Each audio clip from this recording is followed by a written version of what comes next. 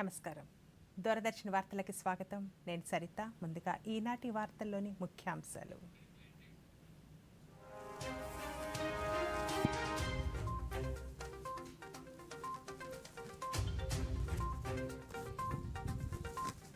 ఐదవ గణతంత్ర దినోత్సవ వేడుకలు యావత్ ప్రపంచాన్ని ఆకర్షించాయన్న ప్రధాని, మహిళా శక్తి దేశాన్ని ఎలా రక్షిస్తుందో కవాతులో ప్రతిబింబించిందని మన్ కీ బాత్లో వెల్లడి.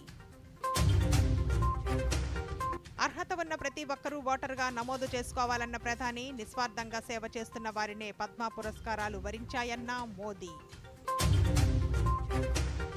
సుప్రీంకోర్టు వజ్రోత్సవ వేడుకల్లో పాల్గొన్న ప్రధానమంత్రి, భారత సజీవ ప్రజాస్వామ్యాన్ని సుప్రీంకోర్టు బలోపేతం చేసిందన్న నరేంద్ర మోదీ. కాకినాడ జేఎన్టీయూ క్రీడా మైదానంలో అథ్లెటిక్స్ ట్రాక్ నిర్మాణానికి శంకుస్థాపన చేసిన పార్లమెంటు సభ్యురాలు, అన్ని రంగాలతో పాటు క్రీడా రంగంలో కూడా దేశం ముందంజలో ఉండడమే లక్ష్యమన్న వంగా గీత. ప్రధానమంత్రి పరీక్షా పే చర్చ కార్యక్రమం రేపు ఉదయం 11 గంటలకు. ఇక వార్తల్లోని వివరాలు. ప్రధానమంత్రి నరేంద్ర మోదీ తన మనసులోని భావాలను దేశ ప్రజలతో పంచుకునే మన్ కీ బాత్ కార్యక్రమంలో ఈరోజు అనేక అంశాలను ప్రస్తావించారు. అయోధ్య రాముని ప్రాణ ప్రతిష్ఠ దేశం మొత్తాన్ని భక్తి పార్వశ్యంలో ముంచిందన్నారు. 75వ గణతంత్ర దినోత్సవ వేడుకలు ఘనంగా జరుపుకున్నామని, మహిళా శక్తి యావత్ దేశాన్ని ఆకట్టుకుందన్నారు. వారి కవాతును ప్రపంచ దేశాలు వీక్షించాయన్నారు. పద్మ పురస్కారాలు పీపుల్స్ పద్మగా మారిందన్నారు. అర్హులైన ప్రతి ఒక్కరూ ఓటర్లుగా నమోదు చేసుకోవాలని తెలిపారు. పరీక్షా పే చర్చ కోసం ఎదురు చూస్తున్నట్లు అన్నారు. ప్రధాని మన్ కీ బాత్కు సంబంధించి మరిన్ని వివరాలను ఇప్పుడు చూద్దాం.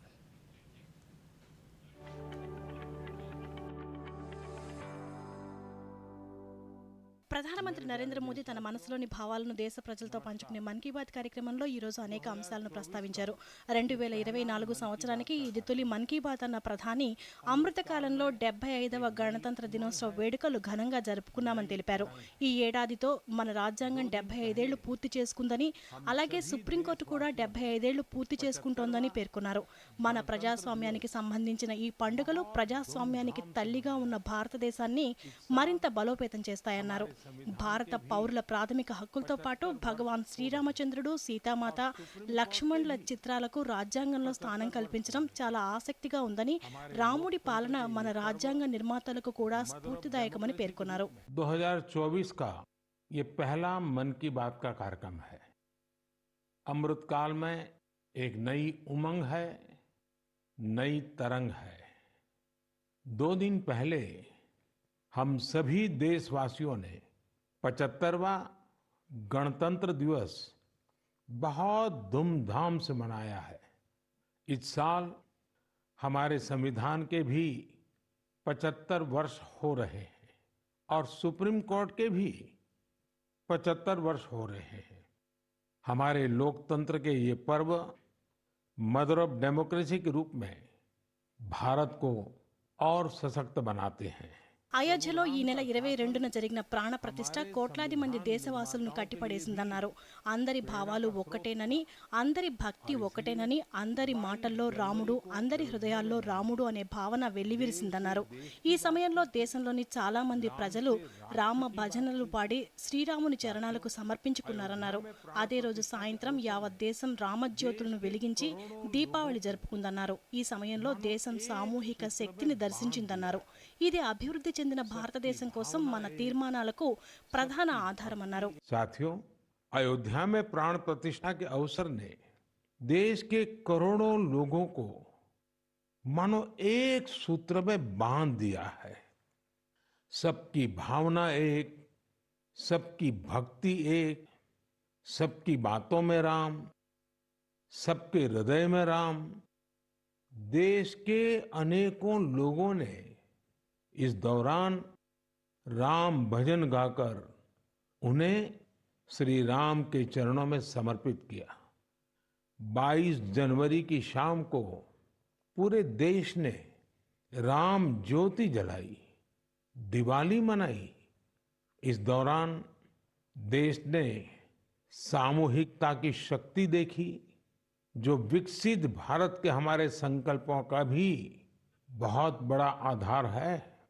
मैंने देश के लोगों से आग्रह किया था कि मकर संक्रांति से 22 जनवरी तक स्वच्छता का अभियान चलाया जाए। मुझे अच्छा लगा कि लाखों लोगों ने श्रद्धाभाव से जुड़कर अपने क्षेत्र के धार्मिक स्थलों की साफ सफाई की। मुझे कितने ही लोगों ने इससे जुड़ी तस्वीरें भेजी हैं, वीडियो भेजे हैं। ये भावना रुकनी नहीं चाहिए, ये अभियान रुकना नहीं चाहिए।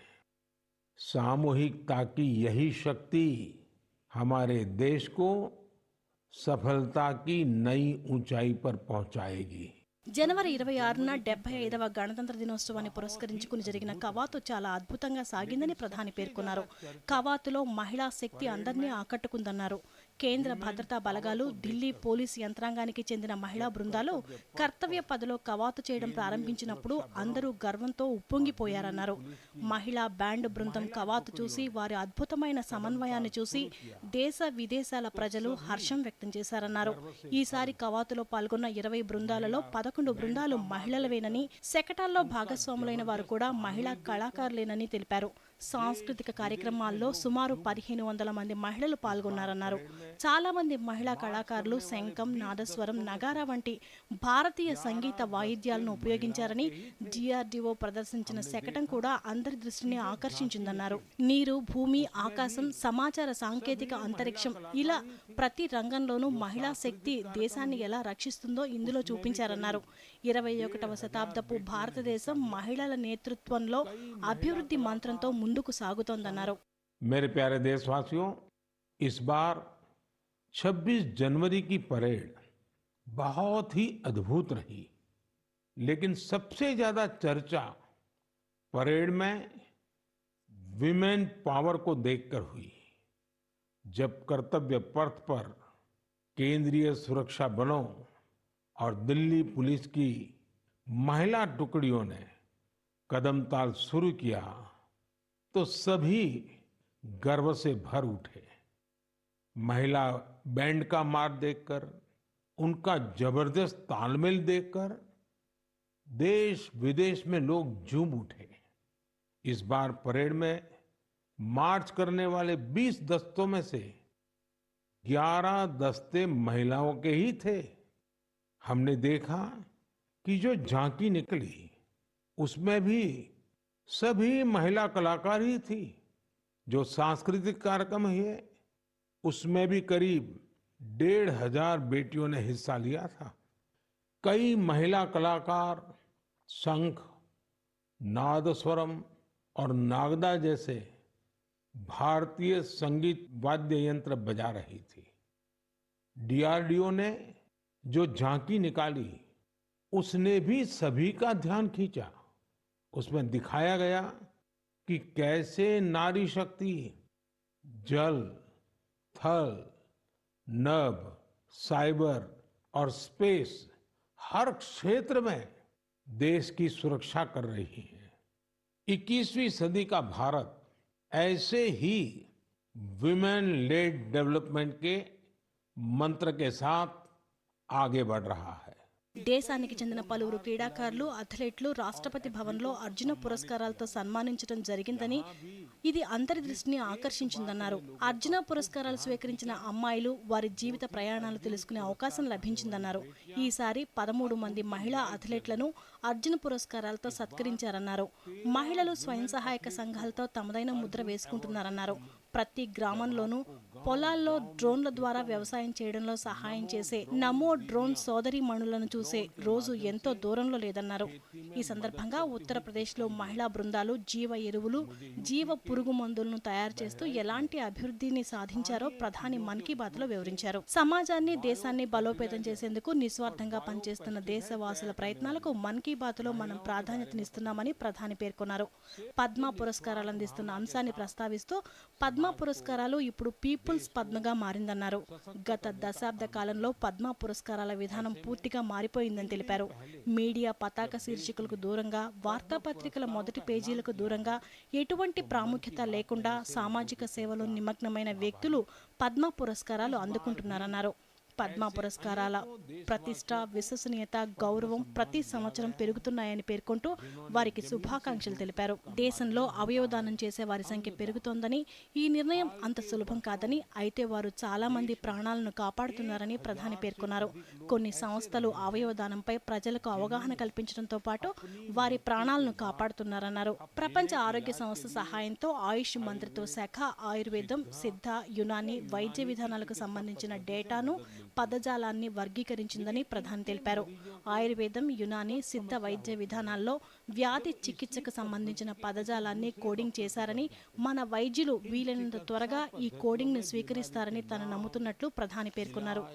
మన్ కీ బాత్ ద్వారా మన మధ్య ఉన్న సంబంధానికి దశాబ్ద కాలం పూర్తయిందని, సామాజిక మాధ్యమాలు, ఇంటర్నెట్ యుగంలో కూడా మొత్తం దేశాన్ని అనుసంధానించేందుకు శక్తివంతమైన మాధ్యమం రేడియో అయిందన్నారు.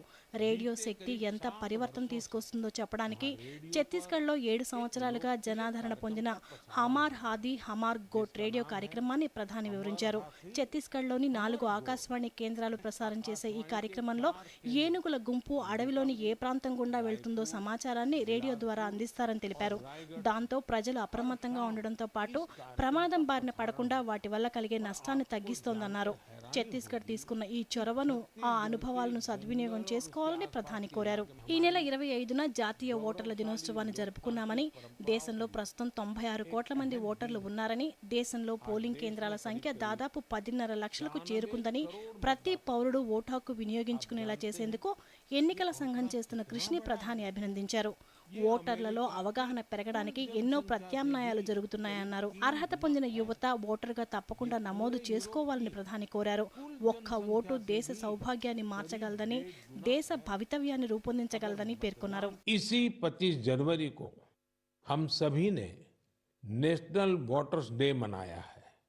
ये हमारी गौरवशाली लोकतांत्रिक परंपराओं के लिए एक अहम दिन है। आज देश में करीब करीब 96 करोड़ मतदाता है। आप जानते हैं ये आंकड़ा कितना बड़ा है। ये अमेरिका की कुल जनसंख्या से भी करीब 3 गुना है। ये पूरे यूरोप की कुल जनसंख्या से भी करीब 1.5 गुना है। अगर मतदान केंद्रों की बात करें तो देश में आज उनकी संख्या करीब 10.5 लाख है। भारत का हर नागरिक अपने लोकतांत्रिक अधिकार का इस्तेमाल कर पाए, इसके लिए हमारा चुनाव आयोग ऐसे स्थानों पर भी पोलिंग बूथ बनवाता है जहां सिर्फ एक वोटर हो। मैं चुनाव आयोग की सराहना करना चाहूंगा, जिसने देश में लोकतांत्रिक मूल्यों को मजबूत करने के लिए निरंतर प्रयास किए हैं। ప్రముఖ స్వాతంత్ర సమరయోధులు లాలా లజపత్ రాయ్ జయంతి సందర్భంగా నివాళులర్పిస్తున్నట్లు ప్రధాని పేర్కొన్నారు. పంజాబ్ కేసరిగా పరాయి పాలన నుంచి విముక్తి చేయడానికి తన జీవితాన్ని త్యాగం చేశారన్నారు. అలాగే ఫీల్డ్ మార్షల్ కెఎం కరియప్పన్కు నివాళులర్పిస్తున్నట్లు తెలిపారు. మన సైన్యాన్ని పటిష్టం చేయడంలో ఆయన కీలక పాత్ర పోషించారన్నారు. దేశం క్రీడా ప్రపంచంలో ప్రతిరోజు కొత్త శిఖరాలను అందుకుంటోందని ప్రధాని పేర్కొంటూ క్రీడా విశేషాలను మన్ కీ బాత్లో వివరించారు.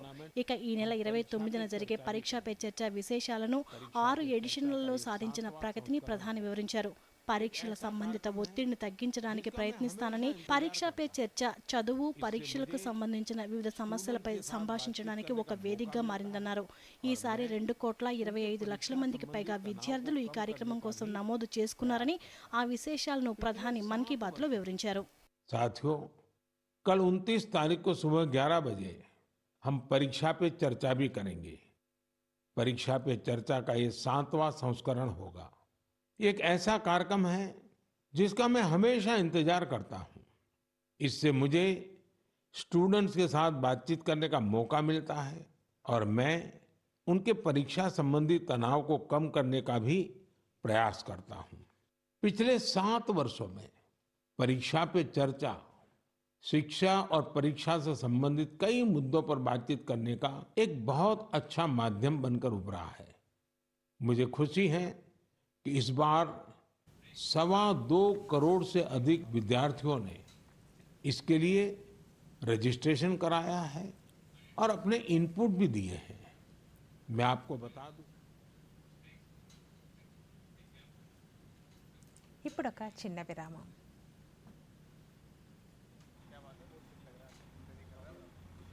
3 నెలల్లో డబ్బు డబుల్. వారే వా, ఫాస్టే కాక హై రిటర్న్స్ కూడా. భలే స్కీమ్ కదా. నిన్న లేదు ఇది ఇక్కడ. అలాగే రేపు ఉండదు కూడా. నువ్వు ఎప్పుడైనా 5 ఓవర్లలో డబుల్ సెంచరీ కొట్టావా? ఇలాంటి స్కీమ్ల ప్రలోభానికి లొంగిపోతే మనం మోసపోగలం. ఆర్బీఐ అంటుంది మీ డబ్బుని సురక్షితంగా ఉంచుకోండి, తెలివిగా పెట్టుబడి పెట్టుకోండి. ఎక్కువ రిటర్న్స్ వెనకాల పడితే రిస్క్ కూడా అంతే ఎక్కువ ఉంటుంది. ఇంకా ఫాస్ట్ రిటర్న్స్ తో జాగ్రత్త. ఇంకా ఫాస్ట్ బౌలింగ్ తో కూడా. ఆర్బీఐ అంటుంది విషయాలు తెలుసుకోండి, జాగరూకంగా ఉండండి. తిరిగి వార్తలకి స్వాగతం. ప్రధానమంత్రి నరేంద్ర మోదీ తన మనసులోని భావాలు ప్రజలకు వివరించే మన్ కీ బాత్ ఎంతో స్ఫూర్తిదాయకంగా సాగిందని బీజేపీ రాష్ట్ర అధ్యక్షురాలు దగ్గుబాటి పురంధరేశ్వరి అన్నారు. రాజకీయాలకు అతీతంగా ప్రతి నెల చివరి ఆదివారం ప్రసారమయ్యే మన్ కీ బాత్ను ఈరోజు ఆమె విజయవాడలో వీక్షించారు.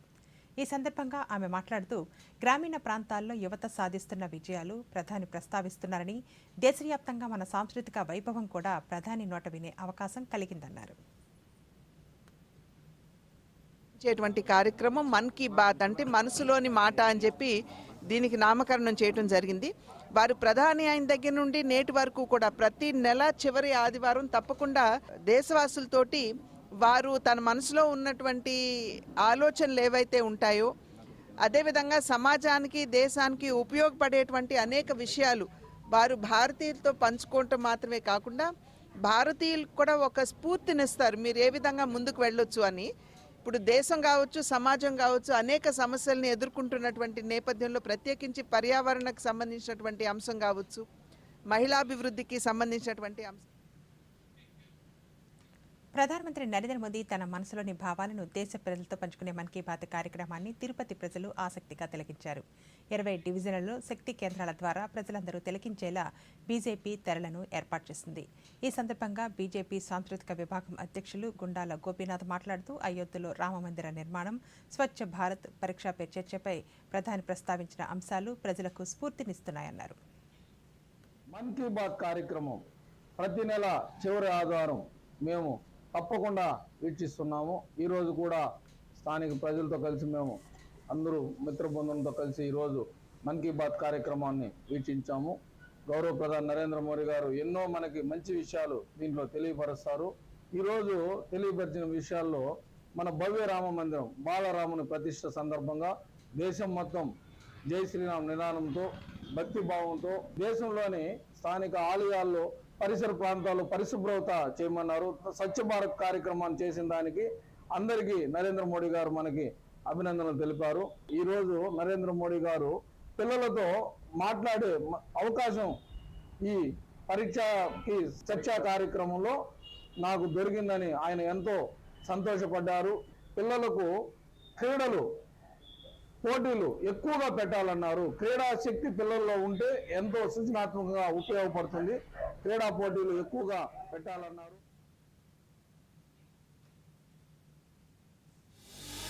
చాలా సంవత్సరాలుగా ప్రధానమంత్రి నరేంద్ర మోడీ గారు నిరంతరంగా జరిపిస్తూ వస్తున్నారు పరీక్షా పే చర్చ. మళ్ళీ ఒకసారి స్టూడెంట్స్, టీచర్స్ ఇంకా పేరెంట్స్ ఒకటిగా కలుస్తున్నారు. ఎగ్జామ్స్ టెన్షన్ ని దూరం చేసుకొని సరైన డెస్టినేషన్ ని ఎంచుకోవడానికి మన ప్రధానమంత్రి నరేంద్ర మోడీ గారితో పాటు వచ్చేసింది పరీక్షా పే చర్చ 2024.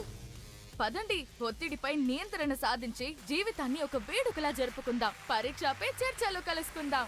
अपनी क्षमता, अपनी प्रायोरिटी, अपनी आवश्यकता, अपने इरादे, थोड़ा हर अपेक्षाओं को उसके साथ जोड़िए. పరీక్షా పే చర్చ 2024 జనవరి 29 ఉదయం 11 గంటలకు. కాకినాడలోని జేఎన్టీయూ క్రీడా మైదానంలో 400 మీటర్ల సింథటిక్ అథ్లెటిక్స్ ట్రాక్ నిర్మాణానికి పార్లమెంటు సభ్యులు వంగ గీత శంకుస్థాపన చేశారు. ఈ సందర్భంగా ఆమె మాట్లాడుతూ ఈ ట్రాక్ నిర్మాణానికి ఖేలో ఇండియా పథకంలో 13,55,00,000 రూపాయలు మంజూరయ్యాయన్నారు. అన్ని రంగాలతో పాటు క్రీడారంగం కూడా దేశం ముందంజలో ఉండాలన్న లక్ష్యంతో ప్రధాని ఖేలో ఇండియా వంటి పథకాలు ప్రవేశపెట్టారని తెలిపారు. Kakinada JNTU vice chancellor professor GVR Prasadaraju మాట్లాడుతూ ఈ ట్రాక్ ఏర్పాటు చేయడం గర్వంగా ఉందని, క్రీడాకారుల్లో క్రీడా చైతన్యం కలిగించేందుకు ఈ పథకం దోహదపడుతుందన్నారు. రాష్ట్రాలలో క్రీడాకారుల క్రీడా ప్రాంగణాల అభివృద్ధికి కానీ, ఫెసిలిటీస్ కానీ, క్రీడాకారులకి ప్రోత్సహించడంలో కానీ కేంద్ర ప్రభుత్వం గౌరవ నరేంద్ర మోడీ గారు ప్రధానమంత్రి గారు చర్యలు తీసుకోవడంతో పాటు వారి యొక్క ఆశయాన్ని ముందుకు తీసుకెళ్ళడానికి అనురాగ్ ఠాకూర్ గారు కూడా చాలా చక్కటి కార్యక్రమాలు చేయడం, ఎప్పటికప్పుడు ప్రాసెస్ చేయించడం, అన్ని రాష్ట్రాలకి కూడా మరి వారు సహకరించడం జరిగింది. అందులో భాగంగా గతంలో నేను ఎంపీగా అయిన తర్వాత మనకి హాకీ స్టేడియం ఒకటి మనం చేసుకున్నాం. అప్పుడు దగ్గర సుమారు 6.5 కోట్ల రూపాయలతో అది పూర్తి చేసుకున్నాం. ఇప్పుడు మనకి 400 మీటర్స్ 8 లైన్స్ సింథటిక్ రాష్ట్ర ప్రభుత్వం అందిస్తున్న వైఎస్ఆర్ ఆసరా పథకంతో ఆర్థిక భరోసా కలుగుతుందని వైఎస్ఆర్ కడప జిల్లాకు చెందిన డ్వాక్రా మహిళలు పేర్కొన్నారు. కడపలో వారు మాట్లాడుతూ ఎన్నికల సమయంలో ఇచ్చిన హామీని ముఖ్యమంత్రి 4 ఏళ్లలో నెరవేర్చారన్నారు. రుణమాఫీ ద్వారా అందిన డబ్బులతో పిల్లల చదువులు సాఫీగా సాగుతున్నాయన్నారు.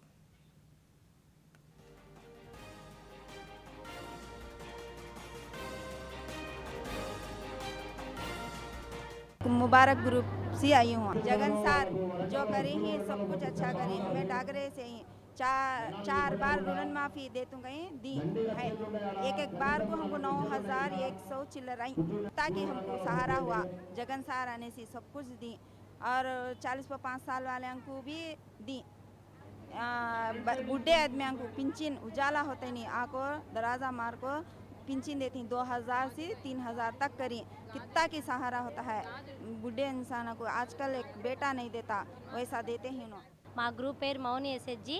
4 విడతలు కలిపి మాకు అందిన రుణమాఫీ ఒక్కొక్కరికి 85,000 అంటే 8.5 లక్షలు మా గ్రూప్కి అందడం జరిగిందండి. ఈ రుణమాఫీ ద్వారా నేను పిల్లలను బాగా చదివించుకుంటున్నాను. అలాగే నాకు అమ్మఒడి కూడా అందడం జరిగింది. అలాగే మీ ప్రభుత్వంలో మాకు ఇంటి స్థలం వచ్చింది సార్. ఇంటి స్థలాన్ని కూడా మేము కట్టుకోవడం జరుగుతుంది సార్. మీరు ఇచ్చిన పథకాలన్నీ మాకు చాలా బాగా అందాయి.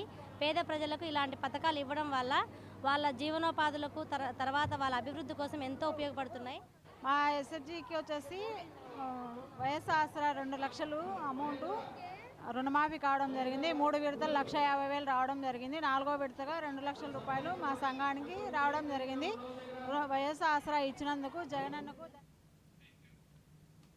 మద్యపాన నిషేధాన్ని అమలు చేస్తానని హామీ ఇచ్చిన వైఎస్ జగన్మోహన్ రెడ్డి అధికారంలోకి వచ్చాక ఆ మాట మరిచిపోయారని జనసేన పార్టీ విజయనగరం నాయకులు గురాన అయ్యలు తెలిపారు. విజయనగరంలో ఆయన మీడియాతో మాట్లాడుతూ ఎన్నికల సమయంలో అబద్ధపు వాగ్దానాలతో రాష్ట్ర ముఖ్యమంత్రి ప్రజలను మోసం చేశారన్నారు.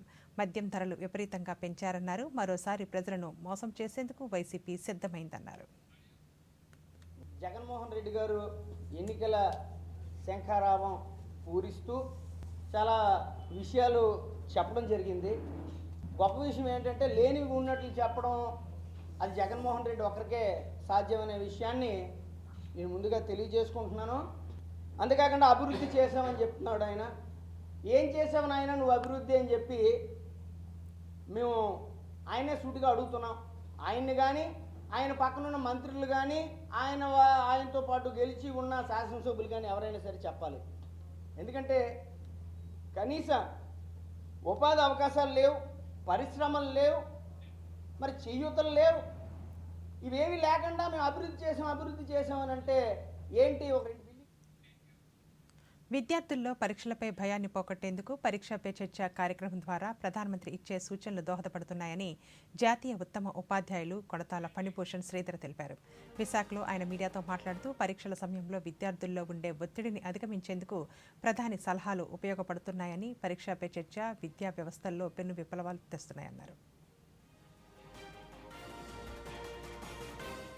ఈ ఆధునిక ప్రపంచంలో పరీక్షల సమయంలో విద్యార్థులు ఎదుర్కొనే ఒత్తిడిని అధిగమించడానికి మరియు ఒత్తిడి కారణంగా మరియు ఈ ఒత్తిడితో సతమతమవుతున్న విద్యార్థులకు ఒత్తిడిని ఎలా అధిగమించాలనే కార్యక్రమంపై స్ఫూర్తిని కలిగజేస్తున్నటువంటి కార్యక్రమం ఈ పరీక్ష పే చర్చ. ఈ కార్యక్రమాన్ని 2018 నుండి ప్రతి సంవత్సరం కూడా వార్షిక కార్యక్రమంగా జరుగుతున్నటువంటి కార్యక్రమం పరీక్ష పే చర్చ. ఈ కార్యక్రమంలో మన గౌరవనీయులు, మన ప్రీతమ ప్రధానమంత్రి శ్రీ నరేంద్ర మోదీ గారు విద్యార్థులు, ఉపాధ్యాయులు, తల్లిదండ్రులతో సంభాషిస్తూ వారికి గల ఈ ఒత్తిడిని ఎలా జయించడం ఎలా అనే అంశాలపై కొన్ని సూచనలతో పాటు కొన్ని మార్గదర్శకత్వం చేస్తున్నారు. విద్యార్థులు పరీక్షలను ఎలా ఎదుర్కోవాలి, పరీక్షలకి ఎలా సన్నద్ధం కావాలి, వారు ఎదుర్కొనే సవాళ్ళు ఏమిటి, ఆ సవాళ్ళను ఎలా అధిగమించాలి, మరియు వారికి ఉన్న ఆకాంక్షలు ఏంటి, ఆకాశం చేరుకోవడానికి గల మార్గాలు ఏంటి, పరీక్షల రోజు ప్రశాంతంగా ఎలా ఉండాలి మొదలైన అంశాలపై గౌరవనీయులు మన ప్రధానమంత్రి వర్యులు ఈ పరీక్షపై చర్చ కార్యక్రమంలో విద్యార్థులతో సంభాషిస్తూ వారికి గల 500 పదాలకు మించకుండా గల ప్రశ్నలకు సూచనలు సందేహాలు నివృత్తి చేస్తున్నటువంటి కార్యక్రమం.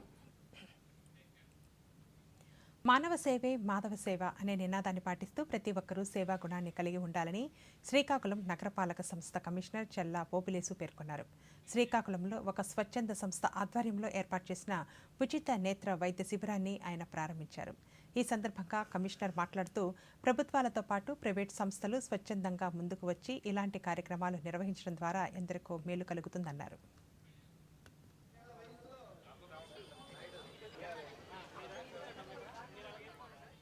Lions club of Srikakulam Harshavalli వారి ఆధ్వర్యంలో ఈరోజు ఫ్రీ ఐ క్యాంప్ అనేటువంటిది నిర్వహిస్తున్నారు శ్రీకాకుళం నగరంలో రైతు బజార్ దగ్గర. ఈ విషయంలో ప్రభుత్వాలు అనేక రకాలైనటువంటి సర్వీసెస్ ఇస్తున్నప్పటికీ ఇంకా ఎక్కడైతే గ్యాప్ ఉందో వాటిని గుర్తించి లయన్స్ క్లబ్ లాంటి స్వచ్ఛంద సంస్థలు సిటిజన్స్కి అవసరమైనటువంటి health, education, environment, hunger, poverty ఇలాంటి అనేక రకాలైనటువంటి రంగాల్లో సర్వీసెస్ ఇస్తున్న సంగతి తెలిసిందే. అందులో భాగంగా గత 2 సంవత్సరాలుగా కూడా Lions club of Srikakulam Harshavalli వారు శ్రీకాకుళం నగరంలో శ్రీకాకుళం చుట్టుపక్కల పరిసర ప్రాంత ప్రజలకి అవసరమైనటువంటి హెల్త్ రిలేటెడ్ కానీ, ఎడ్యుకేషన్ రిలేటెడ్గా, ఎన్విరాన్మెంట్ రిలేటెడ్గా అనేక రకాలైనటువంటి సర్వీసెస్ని అందిస్తున్నారు.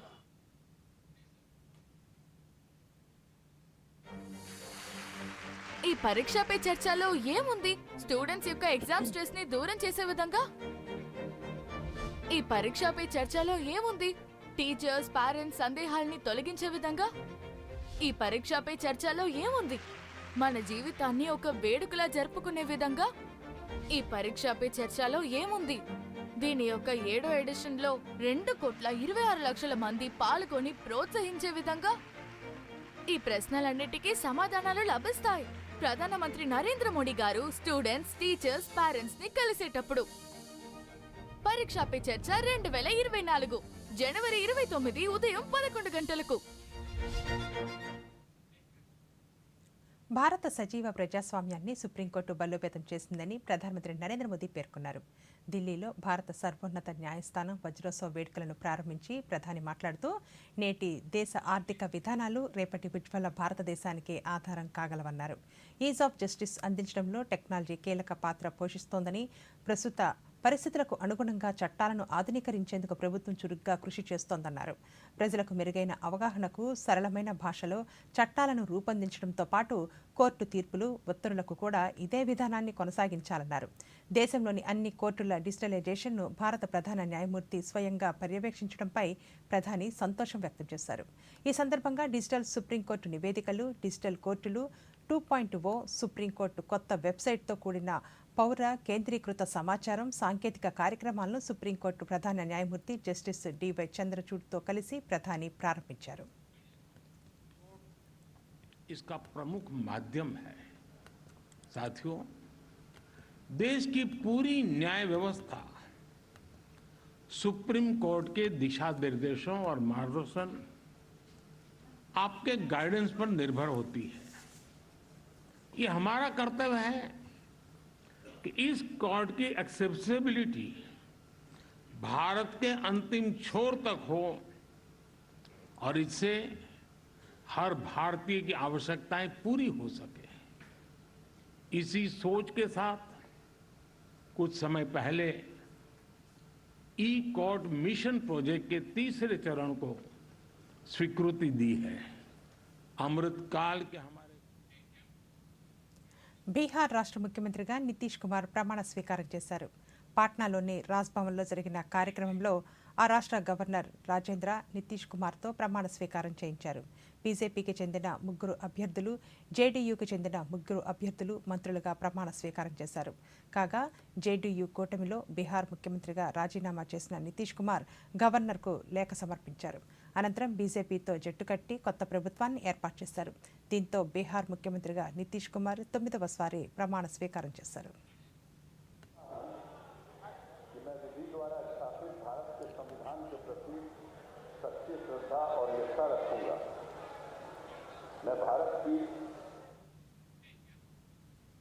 ఈ వార్తలు ఇంతటితో సమాప్తం. నమస్కారం.